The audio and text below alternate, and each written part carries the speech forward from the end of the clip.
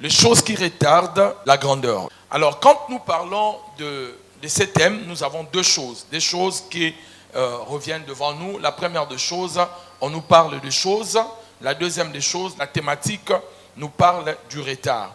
Donc, je vais commencer par définir le concept du retard avant de parler des choses qui nous font retarder ou qui retardent la grandeur à nous. Lorsqu'on parle du retard, il faut déjà comprendre que le retard, c'est le fait de ne pas faire ce qu'il fallait faire. Si vous n'avez pas fait ce que vous devez faire, vous êtes en retard. Et je peux vous assurer, mes chers amis, dans la vie, le retard est un grand ennemi de la vie. Le retard met les hommes dans des stress pas possibles. En fait, quand tu es en retard, tu ne feras plus les choses comme il faut. J'ai constaté dans ma propre vie, à chaque fois que je suis en retard, que ce soit le retard pour la prédication, que ce soit le retard dans quelque chose, les choses qui vont venir après, je ne le ferai pas bien. Parce que le stress va me diriger et je vais faire les choses à la va-vite. Je voudrais accomplir les tâches très rapidement, les choses que j'ai ratées, les choses que je n'ai pas pu faire avant de le faire. Et plus je voudrais les faire à temps, je vais le faire vite. Et en le faisant vite, je vais le faire très mal. Le retard, déjà, mes bien-aimés dans le Seigneur, ce n'est pas une bonne chose. Et le retard, c'est le fait de ne pas avoir fait ce qu'il fallait faire. Le retard, c'est le fait de venir après le moment fixé. Et vous devez savoir, mes bien-aimés dans le Seigneur, la vie comme nous la vivons, il y a des moments fixés. Il y a des temps fixés où certaines choses doivent se faire dans la vie d'une personne. Si ces choses ne se font pas, ça devient très difficile pour le faire. Il y a un âge, mes bien-aimés dans le Seigneur, pour jouer au foot. Je crois aujourd'hui, l'un des meilleurs joueurs, bon, je ne vais pas entrer dans des polémiques des frères, de qui est le meilleur entre Messi et, comment on l'appelle, Cristiano. Les deux sont meilleurs, amen. Mais quand vous regardez aujourd'hui, ils sont dans la trentaine, les deux. Dans la trentaine, aujourd'hui, ils sont en train de sortir à la fin de leur carrière. Ils ne jouent pratiquement plus au foot parce que je pense que c'est la dernière équipe de Messi, là où il est à Miami. Je pense qu'après cela, soit il devient coach, soit il prend la retraite. Parce qu'il y a un temps fixé pour faire certaines choses.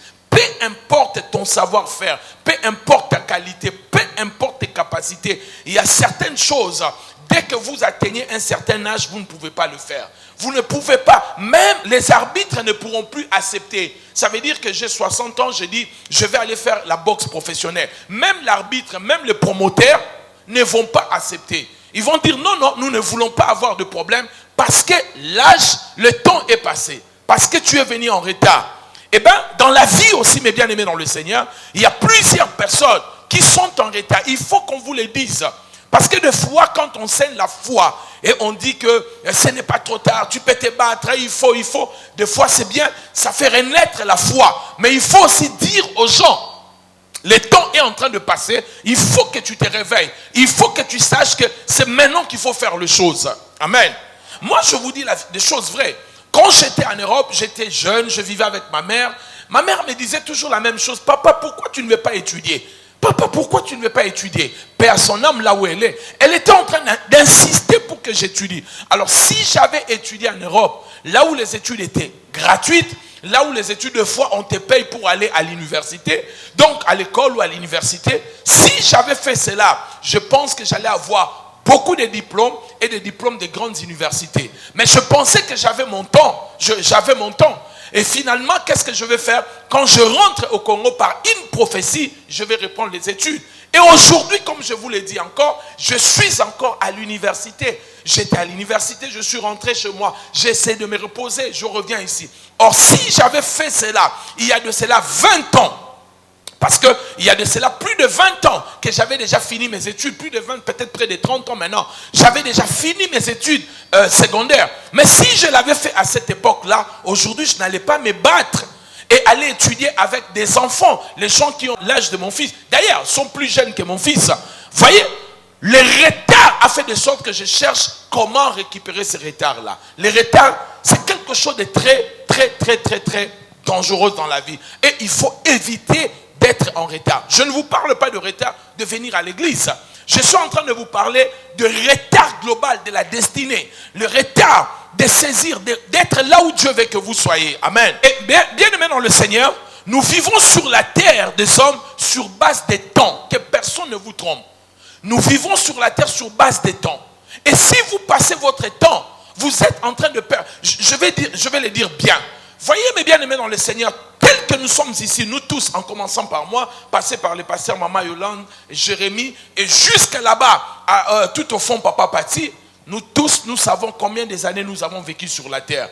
Et peu de gens savent combien de temps qu'il leur reste sur la terre. Nous ne savons pas combien de temps qu'il nous reste sur la terre. Mais nous savons déjà les temps que nous avons vécu. Je connais mon âge, vous connaissez votre âge. Mais vous ne savez pas quand est-ce que vous allez quitter cette planète. C'est pour cela, la Bible nous parle de toujours de l'enseignement sur le temps. De bien prendre le soin de notre temps. Il vous reste combien de temps? Vous ne le savez pas. Et si vous le savez, si tu étais informé qu'il te reste, disons, 2 ans de vie, qu'est-ce que tu allais faire? Tu vas courir maintenant vite. Tu voudras faire des choses. Tu voudras passer du temps avec tes enfants, avec tes frères, avec tes soeurs. Tu voudras tout faire. Maintenant, si tu ne le fais pas, c'est parce que tu penses que tu as le temps. C'est parce que tu penses que j'ai encore le temps de le faire. J'ai le temps de le faire. Frères et sœurs, j'ai toujours dit ces choses. Si tu vois ton père une fois par an et que ton père aujourd'hui a 78 ans ou 78 ans, et qu'il va mourir à 83 ans, il te reste 5 fois seulement pour voir ton père. Donc faites très attention avec le temps. Le temps est tellement important, mes amis. Et tout ce que nous faisons sur la terre des hommes, nous le faisons par rapport au temps. Personne ne peut faire les choses en dehors de temps. Tout ce que nous allons faire, nous le ferons dans le temps.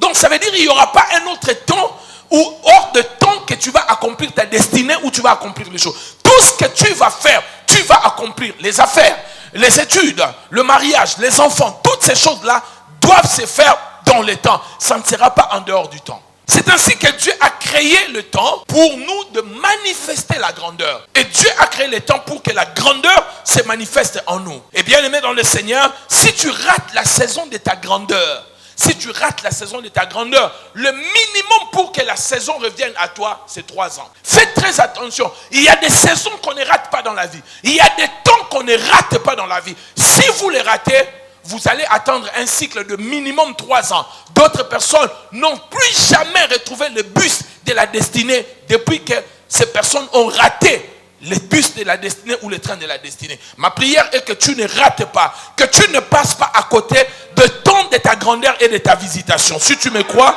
donne-moi un bon amen. C'est ainsi le premier texte de Luc. Jésus est en train de pleurer sur toute une ville. Il pleure sur Jérusalem. Il dit, malheur à toi, le temps arrive où tu seras encerclé par tes ennemis, ils vont te frapper, ils vont te faire du mal, ils vont te détruire. Et à la fin du verset 44, Jésus donne la raison pour laquelle cette ville sera malheureuse.